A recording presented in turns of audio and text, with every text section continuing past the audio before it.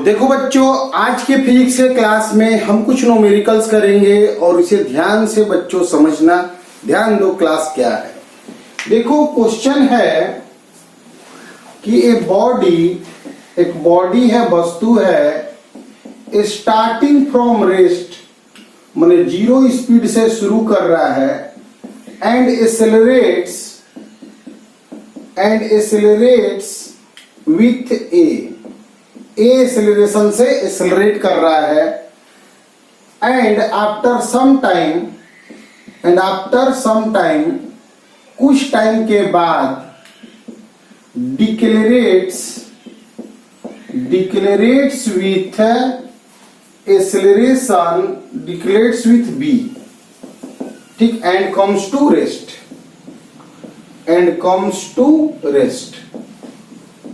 Total time of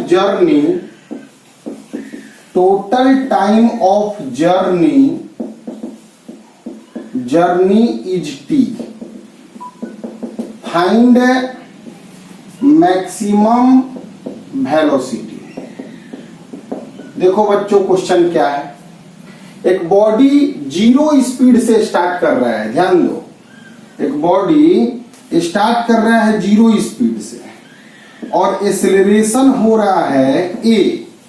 मान लो यहां तक ए एक्सेलरेशन से जा रहा है और इसके बाद डिक्लेरेशन होने लग रहा है बी से। डिक्लेरेशन होने लगा बी से, मतलब यहां पे स्पीड जीरो था, स्पीड बढ़ते जा रहा है, यहां तक बढ़ते जा रहा है, फिर यहां से घट रहा है, यानी कि यहां से घट रहा है, यानी यहां तक तो बढ़ के आया था, इसके बाद घटा है, फिर घटते कम होते यहां पे जाके स्टॉप कर जा रहा है बॉडी।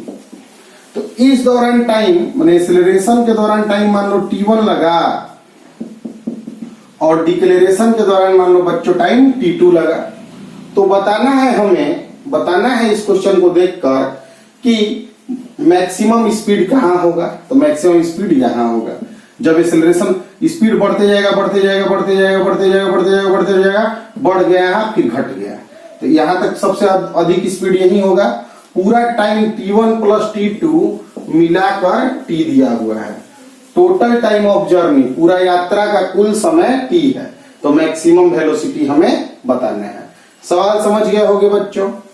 तो ड्यूरिंग एक्सेलरेशन मतलब त्वरण के दौरान, माने इस दौरान फॉर्मूला यूज करेंगे v बराबर u प्लस at। v अंतिम, तो अंतिम v है। शुरुआत क्या है तो जीरो है, एक्सेलरेशन क्या है a है, टाइम क्या है तो t1 है। तो यहां से t1 बराबर v बाई a आ गया। क्लियर। ड्यूरिंग डिक्लेरेशन माने मंदन के दौरान, तो मंदन के दौरान v बराबर u माइनस at होता है फॉर्मूला बच्चों। फॉर्मूला ध्यान दो, एक्सेलरेशन होगा तो प्लस ए लिखेंगे, डिक्लेरेशन होगा तो माइनस में फॉर्मूला लिखते हैं। यहाँ भी अंतिम स्पीड को दिखाता है, तो यही ना डिक्लेरेशन इतना दूर हुआ है, तो अंतिम यानी यहाँ का स्पीड तो रुक गया है, तो अंतिम स्पीड क्या होगा बच्चों, जीरो होगा। जीरो लिख दिए। शुरुआत का स्पीड क्या है तो v है, v लिख दिए, माइनस एक्सेलरेशन की जगह पे डिक्लेरेशन क्या दिया है तो b दिया है, टाइम क्या लगा है t2, तो bt2 बराबर v, तो t2 बराबर आ गया v बाई b। सिंस हमको जानते हैं कि t1 प्लस t2 t दिया है, तो यहां पे लिख देंगे v by a plus v by b बराबर t हो गया। तो यहां से a b यहां पे लिख दिए, b प्लस a और यहां पे t हो गया, तो t बराबर आ गया ab t b plus a plus b। यह आ गया बच्चों। अब कहेगा पूरा यहां से लेके यहां तक आया, तो पूरा डिस्टेंस बताओ कितना डिस्टेंस चला। तो यह डिस्टेंस भी हम लोग निकाल सकते हैं। s बराबर हाफ t1 स्क्वायर, s बराबर हाफ bt2 स्क्वायर लगा के निकाल सकते हो। उसमें t1 t2 निकालने के लिए v का यूज कर लोगे। क्लियर है बच्चों। अगर देखो अब v ही पता है तो टाइम भी पता है, कितना देर तक में तुम्हारा एक्सेलरेशन हुआ, कितना देर तक में तुम्हारा डिक्लेरेशन हुआ। तो इस तरह के न्यूमेरिकल्स क्वेश्चन होते हैं। हटाते हैं इसे बच्चों, ध्यान दो। तो अगर इसी बात को ग्राफ खींचना होगा। इसको बाबू नोट कर लोगे तुम लोग वीडियो जो रोक कर। अगर इसको हम लोग को ग्राफ खींचना होगा कि वेलोसिटी में, माने वेलोसिटी माने वेग होता है, और टाइम में अगर ग्राफ खींचना होगा बच्चों, तो हम ग्राफ इस प्रकार खींचेंगे कि शुरू में t1 समय तक वेलोसिटी बढ़ते जा रहा है, बढ़ते जा रहा है, बढ़ते जा रहा है, और बढ़कर v स्पीड तक पहुंच जा रहा है, और उसके बाद घटना स्टार्ट कर रहा है, घट के यहाँ पे t टाइम आते आते घटकर फिर 0 हो जा रहा है। मतलब इतना दौरान वेलोसिटी टाइम के अनुसार टाइम बढ़ा रहे हैं तो वेलोसिटी भी बढ़ रहा है, और यहाँ टाइम बढ़ा रहे हैं तो वेलोसिटी घट रहा है। यानी यह तुम्हारा हो गया डिक्लेरेशन का केस, डिक्लेरेशन, और यह तुम्हारा हो गया डिक्लेरेशन, और यह तुम्हारा केस हो गया एक्सेलरेशन का। यह जो हाइट है यह v बराबर आ गया a b t a plus b, यही ना लाए हैं हम, इतना ला दिए हैं। अब यह तुम्हारा डिस्टेंस यह क्या है तो t है, और डिस्टेंस डायरेक्ट पूछेगा तो एरिया निकाल दोगे बन जाएगा। डिस्प्लेसमेंट निकालना होगा तो area under vt graph, area under vt graph, clear है बच्चों। यानी कि हाफ बेस की जगह t है और हाइट की जगह यह हाइट है v, यानी ए बी टी बटा ए प्लस बी, यह तुम्हारा डिस्प्लेसमेंट निकल गया बच्चों। तो क्वेश्चन को ध्यान दोगे ना, मेहनत करोगे तो पूरा बात इसमें समझ जाओगे। हटाते हैं इसे बच्चों, मेहनत करके इसको समझ लो, बहुत टफ सवाल नहीं है, मेहनत करोगे तो सीख जाओगे। अगर मान लिया जाए कि वेलोसिटी और टाइम का ग्राफ दिया हो, वेलोसिटी का और टाइम का ग्राफ दिया हो, और तुमसे इसके बारे में पूछे, इस तरह ग्राफ दे दिया इसके बारे में पूछेगा, तो तुम बोलोगे कि शुरुआत में t1 समय तक, 0 से t1 समय तक वेलोसिटी बढ़ते जा रहा है, यानी एक्सेलरेशन हुआ है। t1 से t2 समय तक वेलोसिटी कांस्टेंट है, देखो वेलोसिटी का जो मान है वही है, यानी कि यहाँ पे कांस्टेंट वेलोसिटी हो गया, कांस्टेंट वेलोसिटी हो गया। और t2 से t3 टाइम तक वेलोसिटी समय बढ़ने पे घट रहा है, तो वेलोसिटी घट रहा है यानी कि क्या हो रहा है बच्चों, तो डिक्लेरेशन हो रहा है। इस बात को ध्यान देना है। तो वेलोसिटी टाइम का इस तरह ग्राफ दिया रहेगा तो क्या मतलब है, और एक्सेलरेशन दिया तो ऊपर ग्राफ खींचेंगे constant velocity parallel graph, declaration नीचे ग्राफ खींचेंगे। इससे अगर तुम इस तरह ग्राफ देख के तुमसे पूछेगा बाबू डिस्प्लेसमेंट बताओ, तो इसका एरिया निकाल दोगे, डिस्प्लेसमेंट खुद पर खुद तुम निकल जाएगा। क्लियर है, बातों को समझो ध्यान से। हटाते हैं इसे।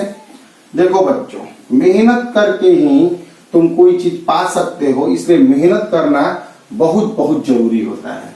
ठीक है, अब एक क्वेश्चन देखो। क्वेश्चन है, आज के क्लास को ध्यान पूर्वक समझो बच्चों। क्वेश्चन दिया हुआ है कि एक ट्री है, पेड़ है, और पेड़ जो है वहां से पेड़ से तुमको 1.21 मीटर के हाइट पर एक कोई फल है, ठीक, और यहां से एक पर्सन जो है वह 6 किलोमीटर पर आवर की स्पीड से आ रहा है। यहाँ पे g का जो वैल्यू है वह 9.8 मीटर पर सेकेंड स्क्वायर लेना है, जो देगा वो ले लेना है, बाकी टेंशन नहीं है। दिया हुआ इस तरह से। तो यह देखो, यह फल यहाँ से टूट कर गिरा तो यह आदमी आएगा तो इसको फल मिल जाएगा। तो कितना डिस्टेंस पर आदमी है कि फल उसको मिलेगा। यह फ्रूट टूट कर गिरा, इस आदमी को मिल जाए, मैंने आगे ना निकल जाए आदमी या पीछे ना रह जाए, एग्जैक्ट टाइम पे पहुंचे तो कितना 100 का बताना होगा।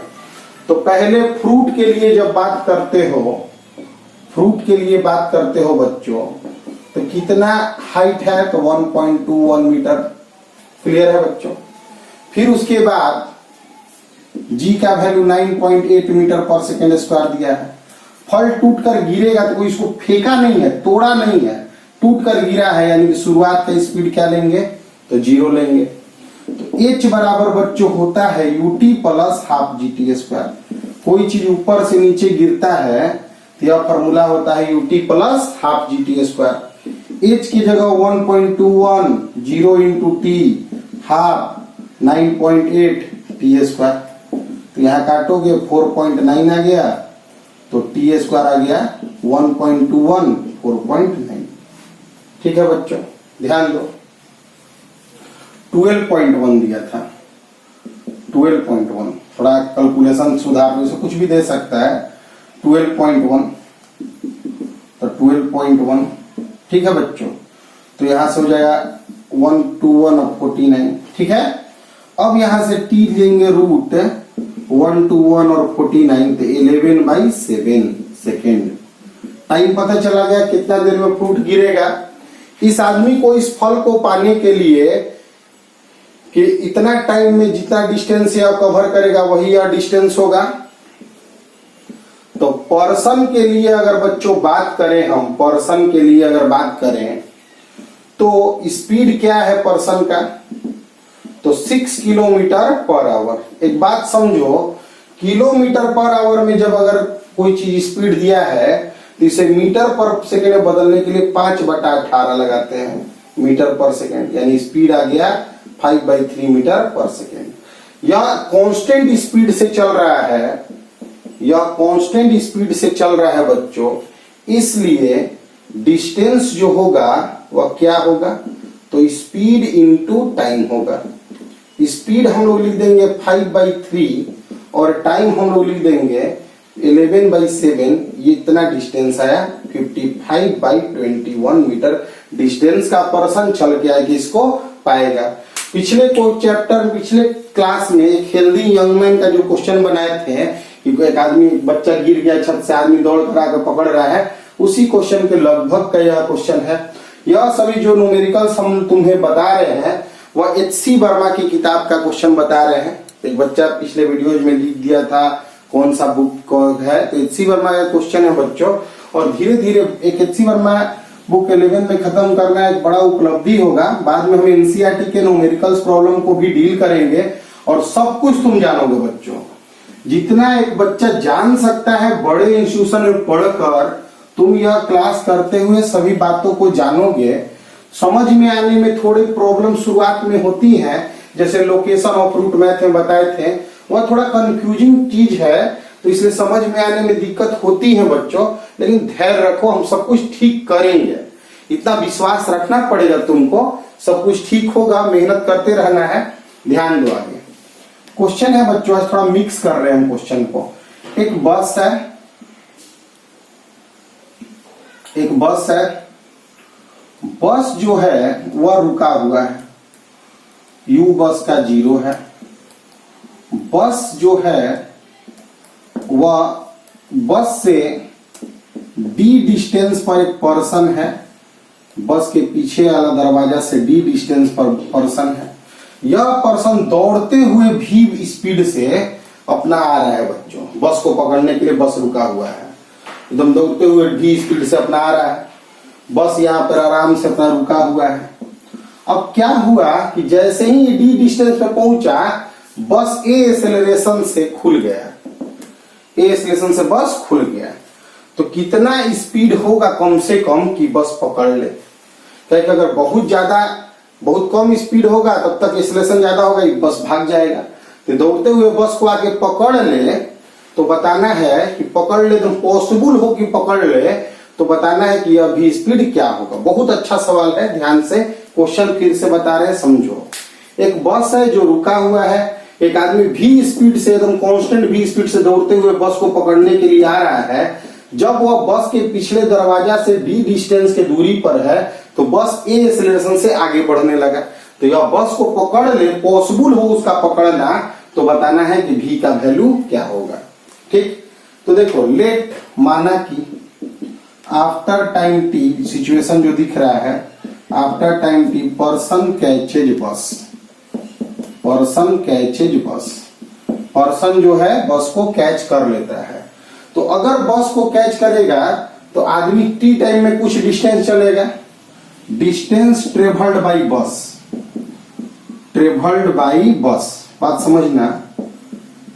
ut plus half at square का फॉर्मूला से डिस्टेंस ट्रेवल करेगा क्योंकि एक्सीलरेशन है। u के जगह 0 into T half at square, तो आ गया क्या बच्चों, हाफ at स्क्वायर। और डिस्टेंस ट्रेवल्ड बाई पर्सन क्या होगा, डिस्टेंस ट्रेवल्ड बाई पर्सन क्या होगा सीधा लाइन में, तो स्पीड इनटू टाइम, चाल गुने समय जैसे इनटू टाइम लिख देंगे। यह आदमी जो है, यह जो पर्सन है, यह बस से डी ज्यादा चलेगा तभी बस को पकड़ पाएगा। जैसे मान लो 2 मीटर पीछे है तो बस अगर 100 मीटर चला तो इसको 102 मीटर चलना पड़ेगा तो ही ना बस पकड़ पाएगा। हम बस से पीछे हैं, बस मेरे आगे है, तो बस तो चल ही रहा है, हम भी चल रहे हैं, तो हमको बस से कितना ज्यादा चलना पड़ेगा जितना पीछे थे। अगर टी साइन टाइम में पकड़ पाए तो आदमी के द्वारा चला गया जो डिस्टेंस है वो बस के द्वारा चले गए डिस्टेंस से डी अधिक होगा। यह बात बहुत इंपॉर्टेंट नहीं है, समझ लो बच्चों। आदमी जो देखो बस मान लो यहाँ आ गया तब पकड़ाया, तो बस मान लो यहाँ से लेके यहाँ तक कुछ चला और आदमी जो है यह प्लस डी चलेगा तो ही ना पकड़ पाएगा, ठीक है। तो अब यहाँ से आगे बढ़ते हैं, तो half at square minus we T plus D बराबर 0 लिख दिए। अब सोचो कि यह जो समय है t वह रियल होगा, वास्तविक होगा, तो ही ना हमारा जरूर से जरूर पकड़ पाएगा, वास्तविक पकड़ पाएगा। क्योंकि t में यहाँ पे द्विघात समीकरण आ गया है, क्वाड्रेटिक इक्वेशन आ गया है, तो t का मान पॉसिबल होगा, रियल होगा। t पॉसिबल होगा तबे ना पकड़ पाएगा, और t पॉसिबल मतलब कब होगा, जब वास्तविक होगा। और t के वास्तविक होने के लिए d का मान ग्रेटर देन इक्वल टू 0 होता है। d माने डिस्क्रिमिनेंट, विवेचक, विविधकर इसको कहा जाता है। जिसे कि एक इक्वेशन होता है ना, x square plus b x plus c बराबर 0, इसमें डी पॉजिटिव करते हैं तो रियल रूट्स मिलते हैं, एक्स का रियल वैल्यू मिलता है। इस formula B square minus 4ac होता है बच्चों। तो लिखेंगे बी स्क्वायर माने माइनस भी का स्क्वायर माइनस 4a की जगह a बाई 2 है और c, यहाँ पे 2 से काट दो, भी स्क्वायर 2ad आ गया, यहां से भी जो आया रूट ओवर 2ad से बढ़ाया बराबर, यानी कम से कम रूट ओवर 2ad वेलोसिटी रहेगा तो ही यह पर्सन जाके बस को कैच कर पाएगा। यह सब न्यूमेरिकल्स जो होते हैं, न्यूमेरिकल्स बनाने में देखो बहुत सारे थिंकिंग होते हैं, सोच होते हैं, उन सोच को समझना बहुत ही आवश्यक है। ध्यान से समझोगे बच्चों। हटाते हैं इसे, मेहनत करके इसको नोट कर लोगे, मेहनत करोगे। सभी न्यूमेरिकल्स पे मेहनत करना अनिवार्य है, मेहनत से ही तुम कोई चीज पा सकते हो, इसलिए मेहनत करते रहना है बच्चों। अब आगे बढ़ते हैं अगले क्लास सवाल में, ध्यान दो बच्चों। तो अगले सवाल है मेरा, अगला सवाल है कि एक बॉल को हम जमीन से ऊपर फेंक दिए यू वेलोसिटी से वर्टिकली अपवर्ड, यह अपने सबसे अधिक हाइट तक पहुंच गए, मैक्सिमम हाइट। पहुंचने में टाइम क्या लगता है, तो u बटा जी, ठीक। 1 सेकेंड पहले माने ऊपर पहुंचने से 1 सेकेंड पहले क्या स्पीड होगा, ठीक ना। Find speed of ball before 1 second earlier, 1 second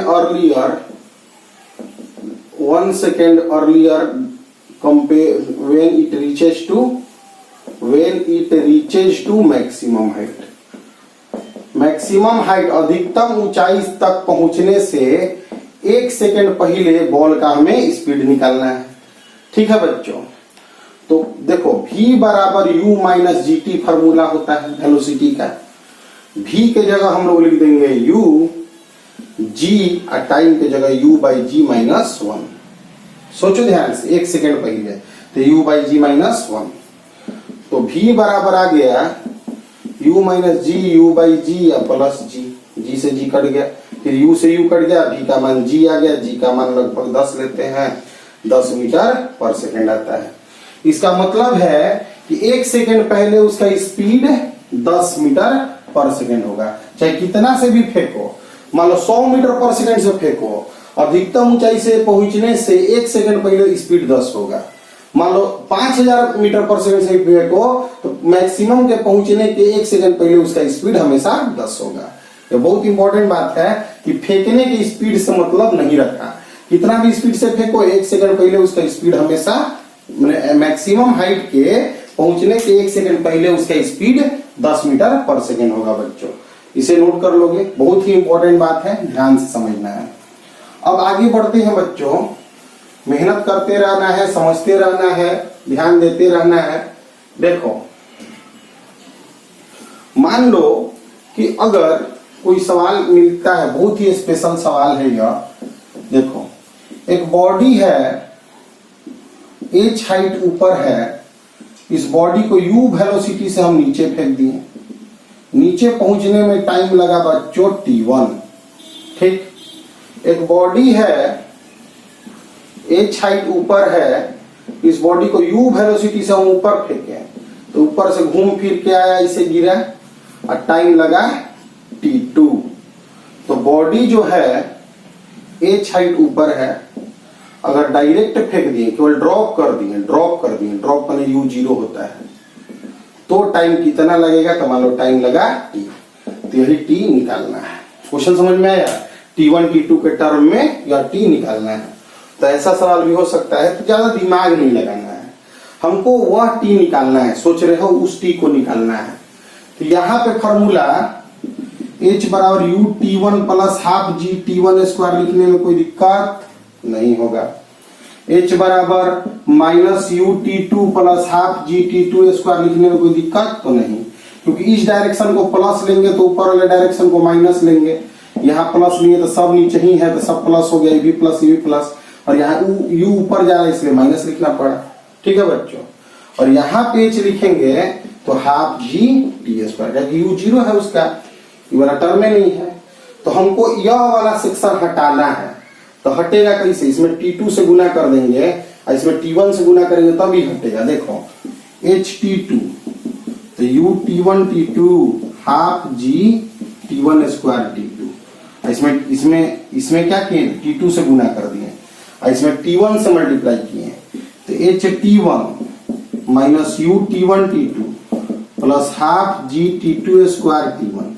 देखो क्या किए समझो, इसमें हम t2 से मल्टीप्लाई किए और इसमें हम t1 से मल्टीप्लाई किए। t1 से मल्टीप्लाई करने से देखो फायदा यह होगा कि अभी ये वाला u हट गया, क्योंकि हमें जो लाना है हमको इसमें क्वेश्चन बनाना है, उसमें u आगे नहीं होना चाहिए, तो u कटा दे रहे, जोड़ेंगे तो t1 प्लस t2 कॉमन हो जाएगा और half g t1 square t2 half g t2 square t1।